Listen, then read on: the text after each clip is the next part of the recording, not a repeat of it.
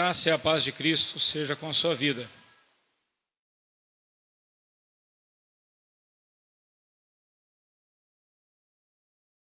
Abra sua Bíblia em Romanos, capítulo 1. Carta de Paulo aos Romanos, capítulo 1.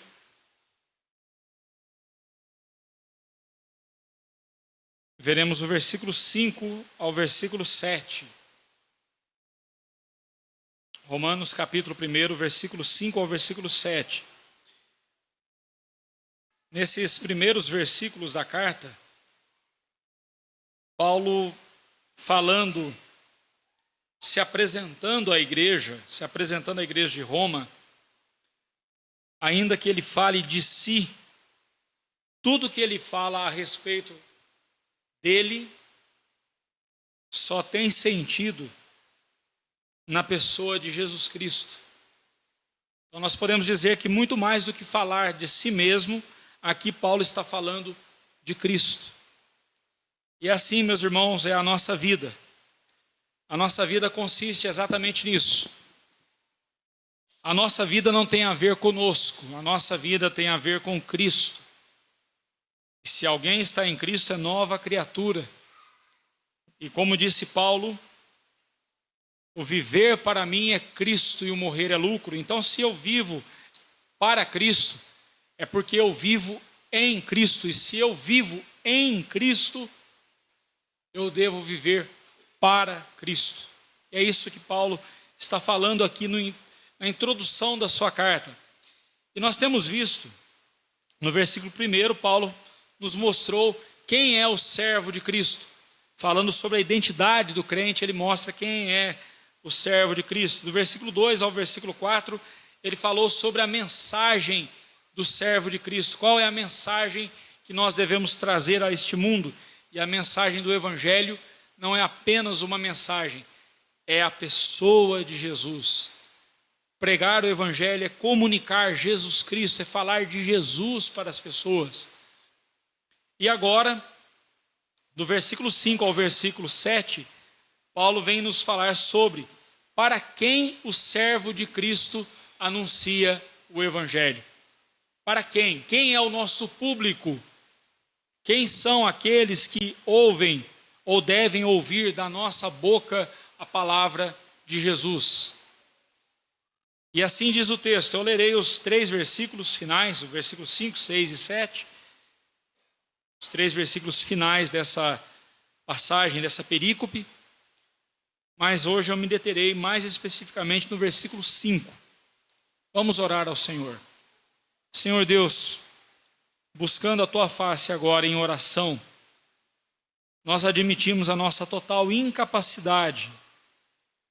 Em nós mesmos não temos capacidade alguma de crer e muito menos de obedecer ao Senhor. Por isso nós precisamos da capacitação plena do Teu Santo Espírito em nossa vida. Capacite-nos, ó Deus, a ter toda a atenção voltada para a Tua palavra. Capacite-me, ó Deus, apesar das minhas limitações, apesar das minhas fraquezas, eu peço ao Senhor que abençoe o coração de cada servo Teu nessa manhã, ao ouvir a Tua palavra. Capacite-me, ó Deus, com clareza, com objetividade, com profundidade, para que os corações que aqui estão sejam abençoados pela palavra do Senhor. Suplico isso em nome de Teu Filho amado, nosso Senhor e Salvador Jesus Cristo. Amém. Diz assim os versículos 5, 6 e 7. Por intermédio de quem viemos a receber graça e apostolado por amor do Seu nome, para a obediência por fé em todos os gentios, entre todos os gentios, de cujo número sois também vós, chamados para serdes de Jesus Cristo. A todos os amados de Deus que estais em Roma, chamados para serdes santos, graça a vós outros e paz da parte de Deus, nosso Pai, e do Senhor Jesus Cristo.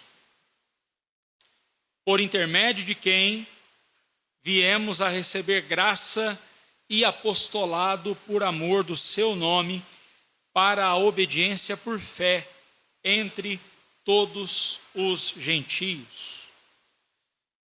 Então, depois de nos fazer olhar para nós mesmos, como servos de Cristo, como escravos do Senhor Jesus Cristo, comprados e redimidos pelo seu sangue,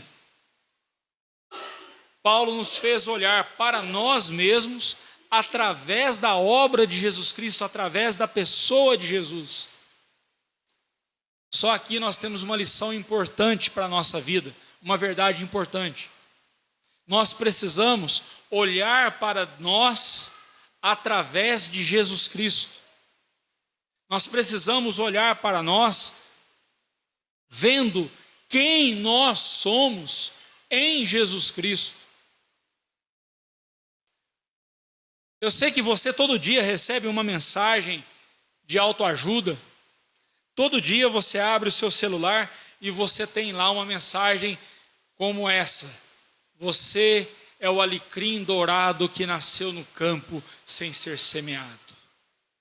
Né? Ou mensagens parecidas com conteúdo tão tosco quanto esse. Ou mensagens que dizem assim: você tem que se amar, você tem que pôr mais valor na sua pessoa, porque você é precioso. E aí vai, o besteirol sem limites. Mas eu quero dizer para você que você e eu não temos valor nenhum em nós mesmos. Quer você goste disso ou não, nós não temos valor nenhum em nós mesmos. Não há nenhum valor em nossa pessoa que fez com que Deus olhasse para nós e dissesse assim: eu quero Ele para mim, porque Ele é valioso.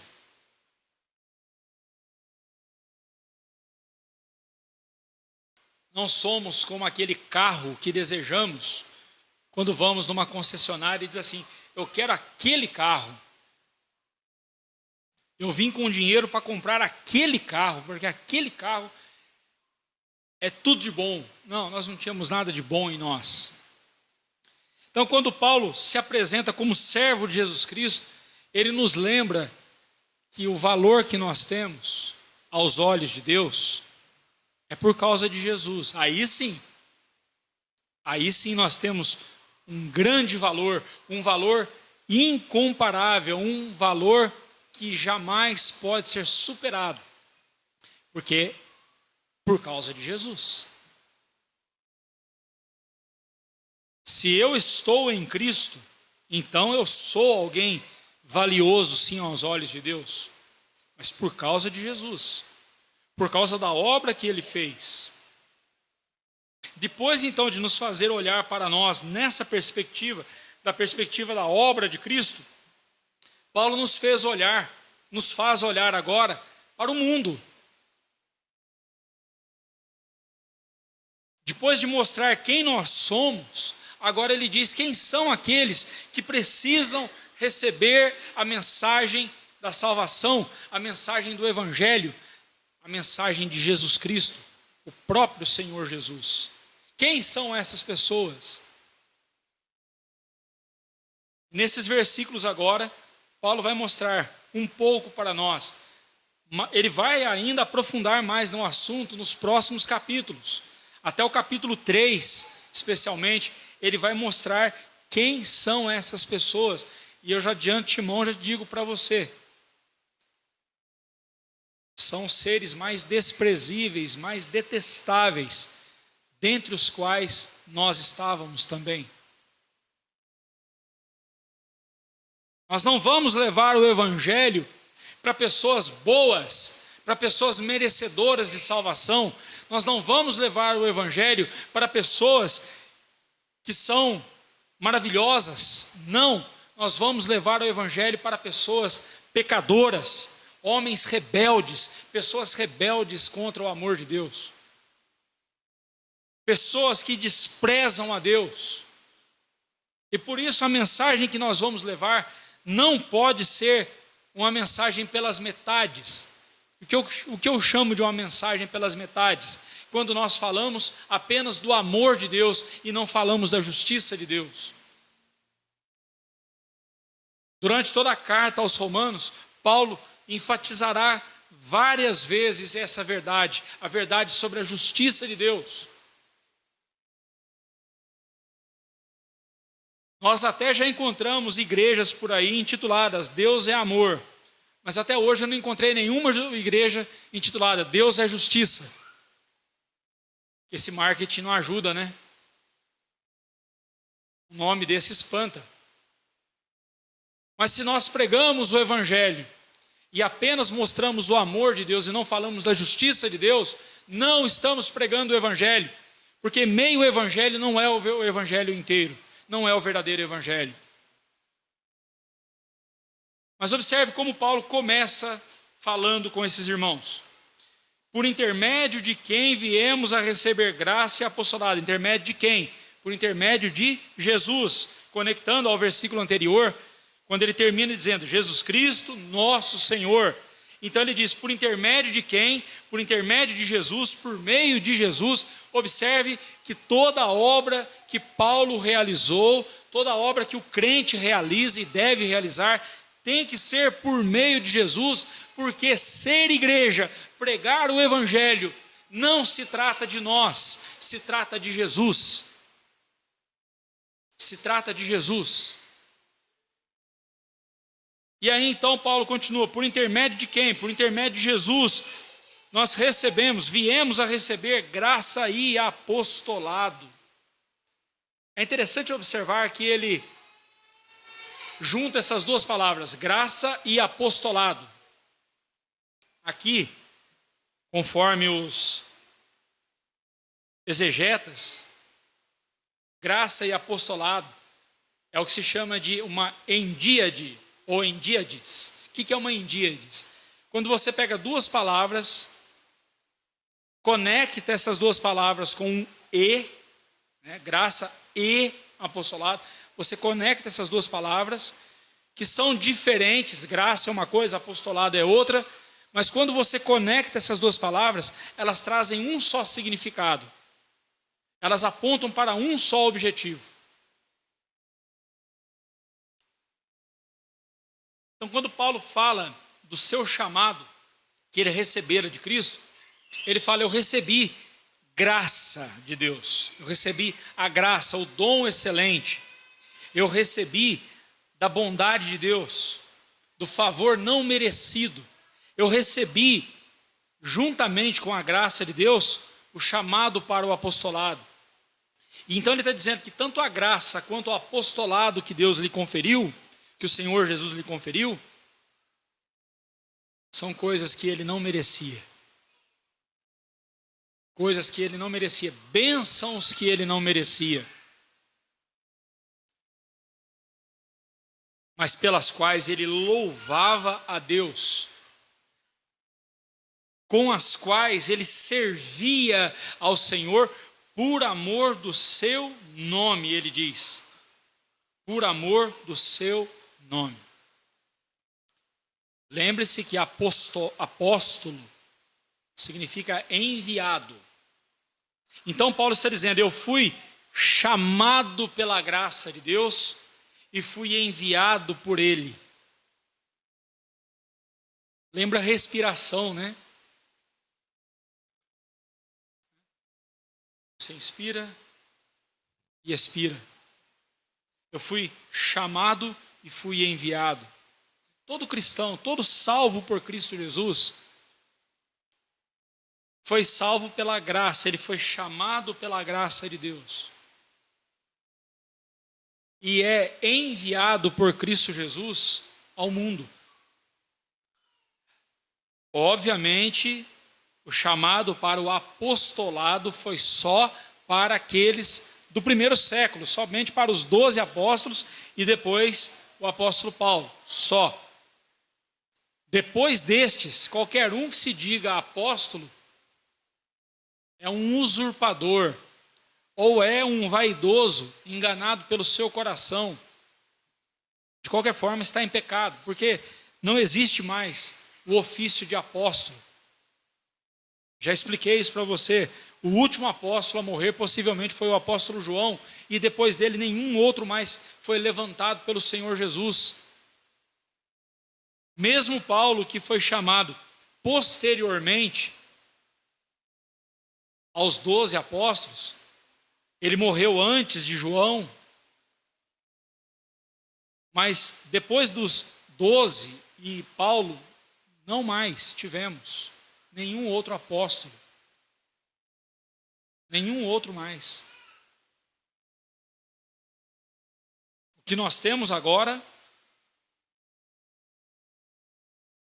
é a ordem de Cristo nos enviando ao mundo, não como apóstolos, mas como enviados dele para pregar o Evangelho, para viver o Evangelho e anunciar a obra de salvação, da reconciliação de Deus com o mundo por meio de Jesus. Esse sim. Essa obra sim, nós temos essa incumbência. E é nessa perspectiva que devemos olhar para este versículo. Mas Paulo, observe que Paulo diz que o seu apostolado entre todos os gentios, ele fala aí no versículo, no final do versículo, né?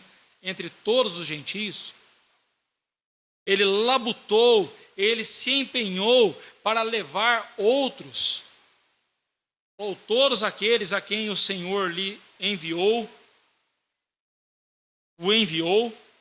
ele labutou para que estes fossem levados à obediência e fé entre todos os gentios. Se você for comigo lá em Atos, capítulo 9, verso 15, quando o Senhor Jesus aparece a Ananias, e diz assim: Ananias, vai até a casa de Simão, o curtidor, onde está Saulo de Tarso. Impõe as mãos sobre ele, e ore por ele para que ele seja recuperado a sua vista, porque ele me é precioso e ele é um instrumento escolhido para levar o meu nome perante gentios e reis, bem como perante os filhos de Israel.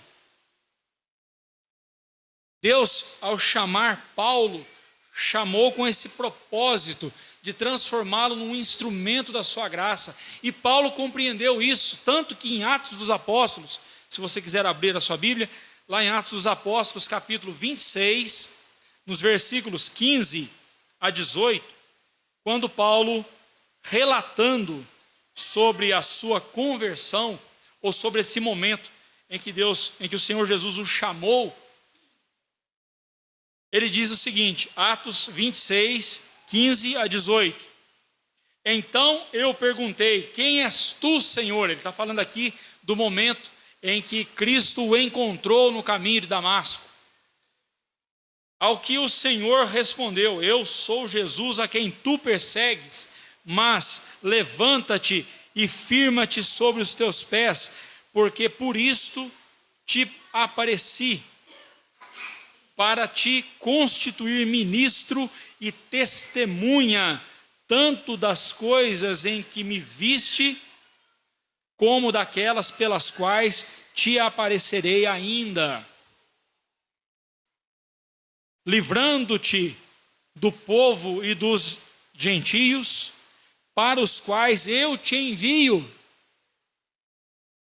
Observe que no chamado de Paulo, o Senhor Jesus deixou bem claro para ele: eu vou enviar você para um povo do qual eu vou ter que livrar você constantemente. Em outras palavras, eu vou te mandar para pessoas que vão te perseguir por causa da tua fé. Já imaginou você receber um chamado desses? Mas ainda que guardadas as devidas proporções, nós vivamos numa época bem mais amena do que Paulo viveu, uma época bem mais confortável do que a época em que Paulo viveu, mas nós, irmãos, ainda somos essas pessoas.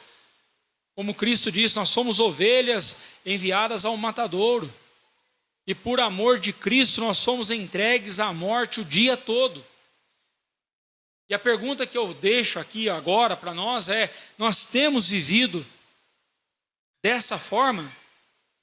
Nós temos vivido e visto o perigo que é sermos servos de Cristo neste mundo? Nós temos vivido isso? Nós temos compreendido que viver para Cristo é correr risco. Há pouco nós vimos aqui a nossa irmã Luísa trazendo notícias missionárias. Todo domingo ela traz notícias missionárias para nós aqui. E cada dia é uma notícia mais triste que a outra, às vezes muito parecida com a anterior, mas sempre são notícias de irmãos sendo perseguidos por causa da fé, sendo assassinados. Quando não são assassinados, são torturados, são separados das suas famílias, são jogados numa cela, são execrados pela sociedade, porque são servos de Cristo. E nós, irmãos, aqui, vivendo num país ainda onde não temos essa perseguição, não sei até quando, mas pelo jeito ela está se aproximando. Basta vermos como o islamismo está crescendo assustadoramente pelo mundo e já está aqui debaixo das nossas barbas.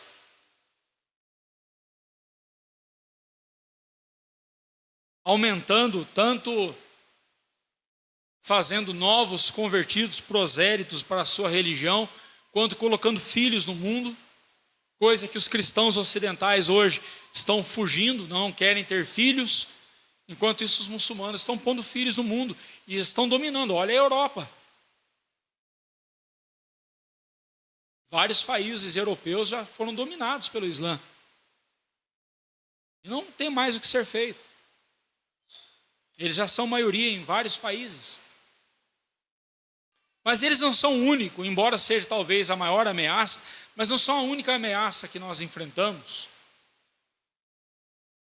E aí quando eu vejo o nível do evangelho que as pessoas têm vivido, o nível do evangelho que tem sido ensinado nas igrejas, que não é o evangelho coisa alguma, está muito distante de ser a palavra de Deus, eu fico me perguntando e pensando o que será dessas pessoas quando vier uma perseguição dessas violentas contra a igreja. Quando eu fico pensando que muitas igrejas hoje estão priorizando atividades sociais, lazer, confraternizações, em vez de estudo e oração, em vez de treinar os seus membros para serem instrumentos de Deus neste mundo, mas estão vivendo como se estivessem passeando por esse mundo. Eu fico me perguntando, quando vier a perseguição, quem vai suportar? Com esse evangelho que nós temos vivido e visto por aí, irmãos, as chances são mínimas. Você, pai, você, mãe, está preparando o seu filho para esse momento difícil? Você já pensou na escola que ele vai estudar? Já pensou na carreira profissional que ele vai ter e vai ajudá-lo nesse sentido, porque ele tem aptidão para tal coisa ou para aquilo? Mas você está preocupado em preparar o seu filho para enfrentar uma perseguição contra a fé cristã? Paulo tinha essa preocupação quando ele diz aqui que ele recebeu a graça e o apostolado, né, a ordenação para o apostolado, por amor do nome de Cristo, para a obediência e fé. Ou seja, ele tinha o objetivo de levar os gentios à obediência e à fé em Cristo Jesus. Obviamente aqui ele não está colocando na ordem cronológica dos fatos, porque pela lógica primeiramente vem a fé, depois vem a obediência. Mas aqui ele está mostrando que as duas coisas trabalham juntas. Se eu digo que eu recebi a Cristo como Salvador, imediatamente a minha vida tem que demonstrar obediência a Ele. É quase que simultâneo. São coisas simultâneas, a fé e a obediência. A obediência a Cristo não vem depois de anos de conversão, não, ela vem imediatamente, porque a própria fé, o próprio ato de eu colocar a minha fé em Cristo Jesus já é um ato de obediência. E o ato de obedecer a Cristo no meu dia a dia demonstra a minha fé nele. As duas coisas caminham juntas. Mas eu quero chamar a sua atenção aqui no versículo 5 sobre a importância da convicção do chamado de Deus em nossa vida. Você tem convicção de que foi chamado por Cristo para ser salvo? Você tem convicção na sua vida de que foi chamado por Cristo para ser também obediente a Ele, levando o Evangelho a outras pessoas, pregando Cristo, anunciando Cristo ao mundo? Você tem essa convicção? Muitos que um dia professaram a sua fé em Cristo, vieram a abandoná-la. O motivo foi falta de convicção de que Deus os chamara.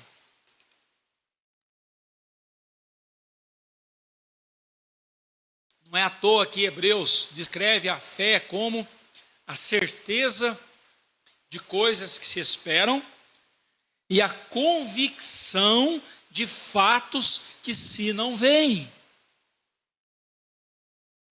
Eu não vejo a glória, eu não vejo os céus, eu não vejo Jesus, mas eu tenho convicção de que o céu existe, de que Jesus está lá me esperando, preparando a minha morada com Ele. Eu tenho convicção de que Ele morreu por mim, me salvou. E porque essa convicção, que a confissão de fé, a nossa confissão de fé diz que ora ela é mais forte, ora ela é menos forte, ora ela é mais pujante, ora é mais acanhada, vacilante. Por quê? Essa convicção ela é importante em nossa vida. Porque é essa convicção da obra que Cristo fez em minha vida que vai me manter firme, independentemente das circunstâncias que eu estiver vivendo. Sim, é possível que você e eu passemos por momentos de altos e baixos nessa convicção, sim. Eu amo a nossa confissão de fé justamente porque ela trata essas coisas com muita honestidade. Esse evangelho triunfalista que é pregado por aí, de que você a cada dia tem que estar cada vez mais crescendo e cada vez mais vitorioso, e você não pode ficar triste, e você não pode se abater diante das lutas. Isso não é o evangelho, irmãos. É verdade, sim, nós temos que crescer a cada dia. Eu tenho falado isso para você, que hoje a sua fé, a sua confiança em Cristo deve ser mais do que era ontem, e menos do que será amanhã. Então tem essa ideia de progresso, né? Sim. Mas acontece que não é uma subida assim, é uma subida de altos e baixos, mas estamos subindo. É uma curva sinuosa. Tem horas que a gente está mais abatido, triste, tem horas que a gente está pujante de alegria, feliz, exultante de alegria. E assim nós vamos crescendo. É assim a vida do crente. Crente chora, crente sofre, crente fica desanimado, tem momentos na vida, sim. Mas o verdadeiro crente, quando ele está abatido, ele sabe para onde olhar. Por que estás abatido, ó minha alma? Por que te perturbas dentro em mim? O crente diz: espera em Deus, pois ainda o louvarei, a Ele meu auxílio, Deus meu. Eu voltarei para o topo, eu voltarei para o alto. Hoje eu estou aqui embaixo, mas eu voltarei, eu louvarei a Deus, a Ele meu auxílio, Deus meu, eu voltarei. O crente é assim, meus irmãos.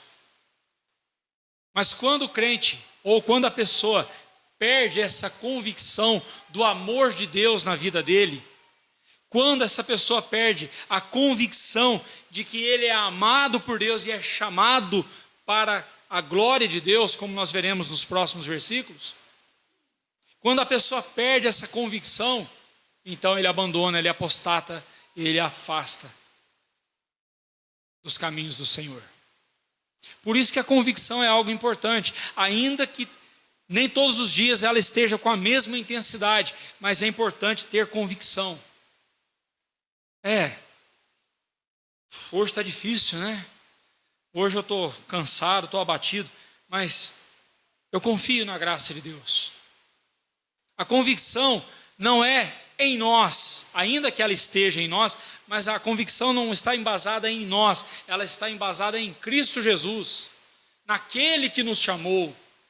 E Paulo está fazendo isso desde o começo dessa carta, mostrando para nós a direção que nós devemos olhar, é para Jesus. A nossa convicção, a nossa firmeza de fé tem que estar em Cristo Jesus. E o propósito do seu apostolado era conduzir outros à obediência por fé. Quando você estiver pregando o evangelho às pessoas, tenha no seu coração esse propósito. E aqui eu quero trazer algumas aplicações práticas para nós sobre o versículo 5. Nós fomos salvos por Cristo e somos comissionados, ordenados por Ele, para levarmos o evangelho às pessoas.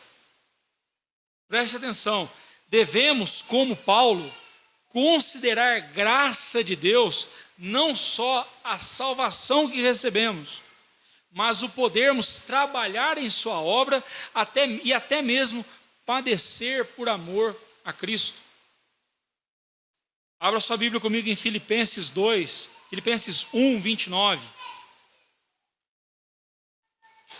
Filipenses 1, 29.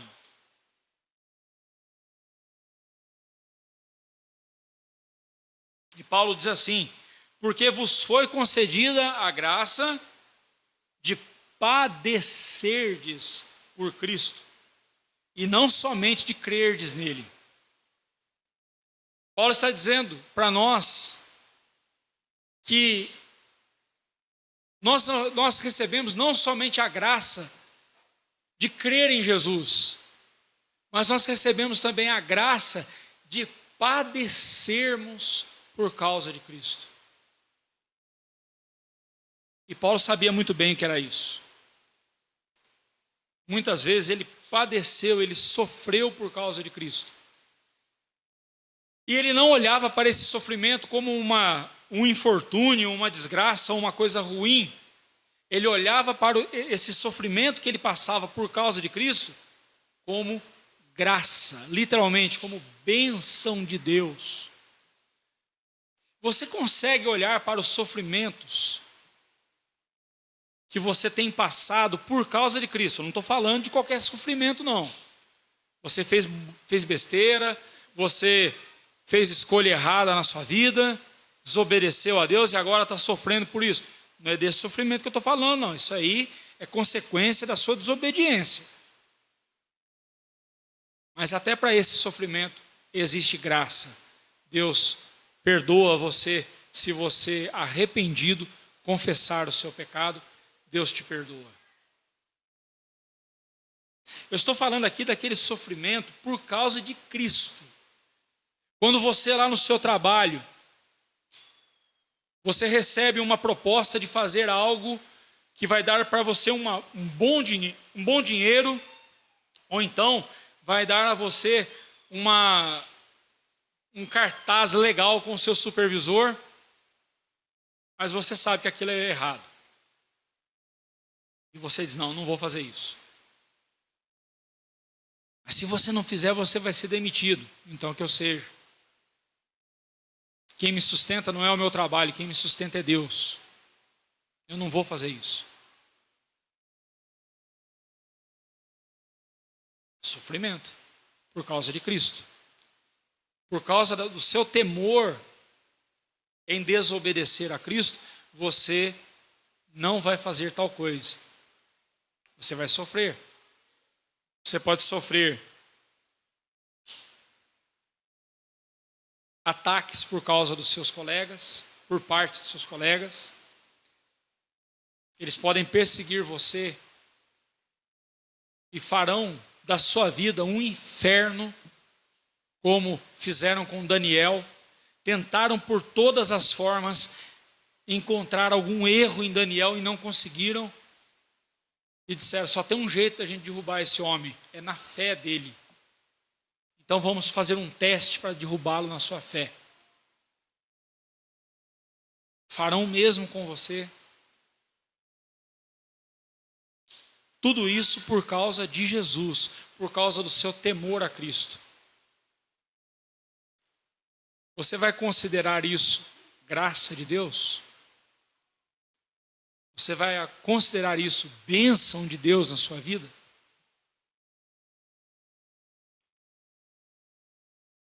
Você não recebeu apenas a graça de crer em Jesus, mas também de padecer por Ele.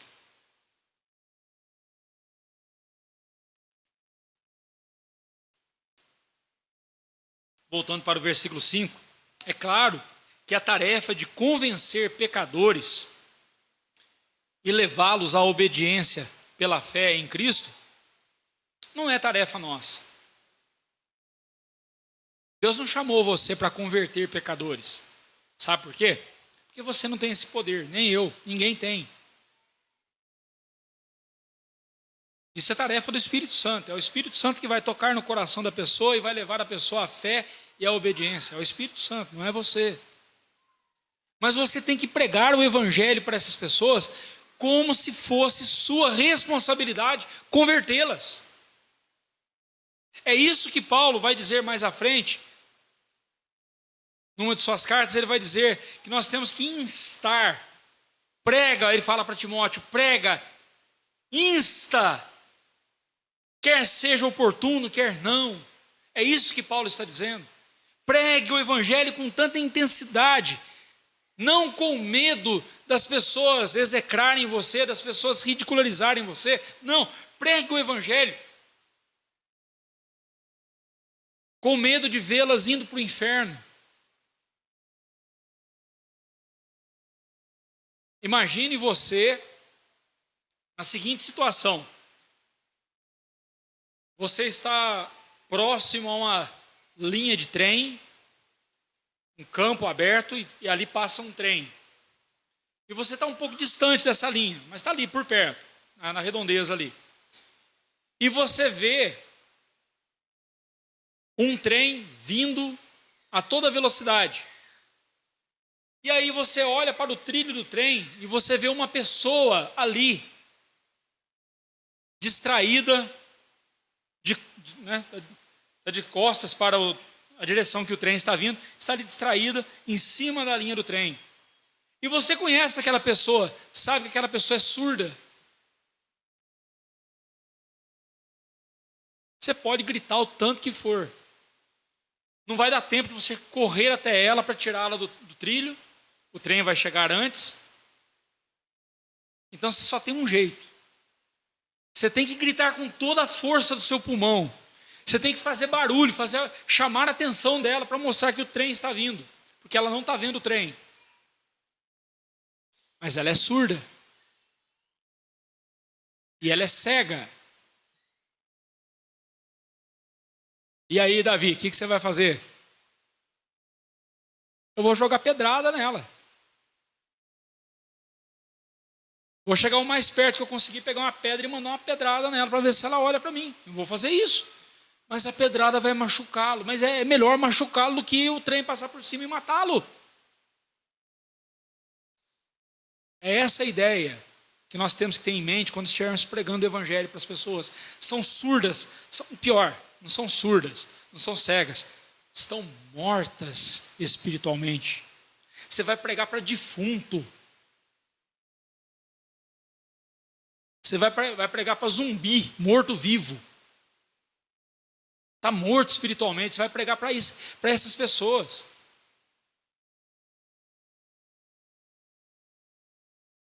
Elas se voltarão contra você, especialmente numa época como a nossa, né? Fala-se tanto de tolerância, tolerância, mas toleram qualquer coisa, menos a palavra de Deus. Você vai ter que pregar o evangelho para eles, para essas pessoas. E você vai vir com essa conversinha de Jesus te ama. Oi, o trem está vindo. Oi, olha o trem. Olha só, ele faz piuí, piuí, piuí, está vindo, olha lá. É assim que você vai fazer? Não. Você vai chamar a atenção com toda a veemência. Da mesma forma, prega o evangelho, lembrando-os de que a ira de Deus está vindo contra elas e que elas precisam correr em direção a Deus. É exatamente isso. Não é fugir do trem, é correr em direção a Ele. É correr em direção a Deus e clamar: tem misericórdia de mim. E você tem que pregar o evangelho com essa veemência, com o desejo de ver as pessoas obedecendo a Cristo.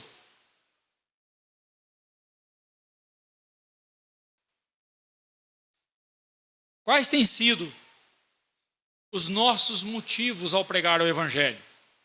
Vamos pensar um pouquinho agora em nós como igreja. Esses motivos que eu vou citar aqui, espero não ter nenhum deles aqui entre nós.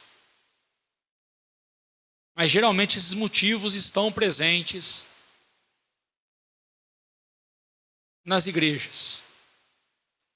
E muitas pessoas pregam o evangelho com esses objetivos aqui, preste atenção. Porque estão preocupados com o aumento da arrecadação na igreja. Esse talvez seja o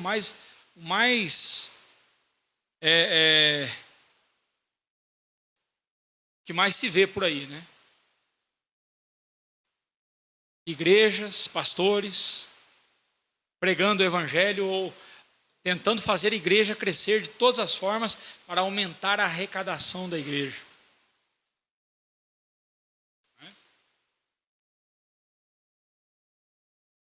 Cristo morreu por isso?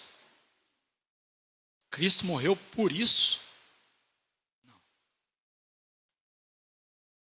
Aí tem alguns que são um pouco mais nobres, eles dizem: não é aumento da arrecadação, mas nós queremos ver a igreja aumentar a membresia. Queremos mais pessoas na igreja. Eu também quero. A minha oração tem sido: Senhor, manda mais ímpios que precisam ouvir o evangelho e serem convertidos ao Senhor, para o Senhor. Eu tenho clamado isso a Deus. Aí eu tenho pedido: Senhor, manda mais, manda mais. E Ele fala: mas eu mandei você ir. Eu mandei você pregar, sair e pregar o evangelho. Eu mandei você anunciar o evangelho por onde você for. Aí eu fico aqui dentro: Senhor, manda mais, Senhor, manda mais. Deus não falou para mandar mais convertidos, Ele falou: ore ao Senhor da seara para que Ele envie mais, o quê? Trabalhadores para a sua seara. Meu irmão, se cada um de nós aqui levar a sério essa incumbência que Cristo colocou sobre cada um de nós, que é pregar o evangelho, e pregar o evangelho com tal veemência, com tal urgência, com tal intensidade e com tal intencionalidade, que é ver pecadores obedecendo e crendo em Jesus, a igreja vai crescer. Mas pastor, eu preguei o evangelho, eu discipulei a pessoa, e fiquei 1 ano, 2 anos ali com a pessoa, e hoje a pessoa está em outra igreja. Ué, Deus quis ela lá. Deus quis ela lá. Que bom que ela foi para lá, e que bom que ela está numa igreja, trabalhando. Ontem, minha esposa e eu fomos ao funeral da nossa querida irmã Anna Barnett, esposa do reverendo John Barnett, missionários escoceses que trabalharam mais de 60 anos no Brasil, deram a vida deles para a obra de Cristo aqui no Brasil. Uma frase que foi dita lá várias vezes sobre a dona Anna Barnett e o seu falecido esposo, o reverendo John Barnett, é que eles trabalharam pensando no reino de Deus. Eles ajudaram igrejas, eles eram da igreja cristã evangélica, mas ajudavam igrejas batistas, presbiterianas e outras mais. Eu mesmo fui aluno dos dois, tive o privilégio de ser aluno dos dois. Ser cristão, meus irmãos, ser um servo de Cristo, é ter a visão do reino de Deus. Não apenas do nosso arraial, a igreja presbiteriana da Vila Pinheiro. Nós temos que ter visão do reino, olhar para o mundo e ver que os campos já estão branquejando, estão sendo preparados para a colheita. Mas sabe o que está faltando? Trabalhadores na seara. Aí a gente só pensa em missionários, só pensa em pastores, só pensa em pregadores do evangelho. Não. Cristo está pensando ali em todos os cristãos, em todos os servos dele. Cada um de nós, onde estivermos, levando o evangelho de Cristo. Quais têm sido os nossos objetivos quando pregamos o evangelho? Que o nosso desejo seja como o desejo de Paulo, de ver pecadores, escravos do pecado, sendo libertos pelo poder de Cristo e sendo transformados em escravos de Cristo Jesus, servos do Senhor de Jesus, como Paulo, como eu, como você. A mesma graça que alcançou a sua vida, deseje essa graça na vida de outras pessoas, porque a única coisa que pode transformar este mundo é a graça de Deus. Embora nós não fomos chamados por Cristo para transformar o mundo, nós fomos chamados por Cristo para levar ao mundo a mensagem da salvação, para alcançar aqueles que pertencem a Cristo Jesus e ainda não foram alcançados. Eu não sei quem são, por isso que eu tenho que pregar para todo mundo. Encerro aqui a nossa mensagem, lembrando que o verdadeiro evangelho é um chamado à salvação graciosa e ao serviço abnegado e altruísta. Em outras palavras, se você ainda é cheio de egoísmo e de egocentrismo no seu coração, você não fará a obra de Cristo. Porque para fazer a obra de Cristo, é preciso ser abnegado. É preciso ser altruísta, pensar no próximo antes de si mesmo. É preciso pensar na salvação do próximo antes do seu bem-estar. Que Deus nos faça olhar para o mundo. Esse mundo que precisa ouvir o evangelho, essas pessoas que precisam da graça de Deus. Que Ele nos faça olhar para essas pessoas e ter em nós o desejo de vê-las obedecendo e crendo em Cristo Jesus. Semana que vem eu encerro esse trecho com os versículos 6 e 7. Que Deus assim nos abençoe. Que Deus assim nos desperte a cada dia. Os campos estão branquejando. O que está faltando são trabalhadores na seara. Ore ao Senhor para que levante mais trabalhadores. Em outras palavras, ore ao Senhor para que mais corações sejam convertidos e que se junte a mim e a você nessa tarefa da pregação do Evangelho. A seara precisa de trabalhadores. Que Deus assim nos abençoe. Amém. Nos coloquemos em pé.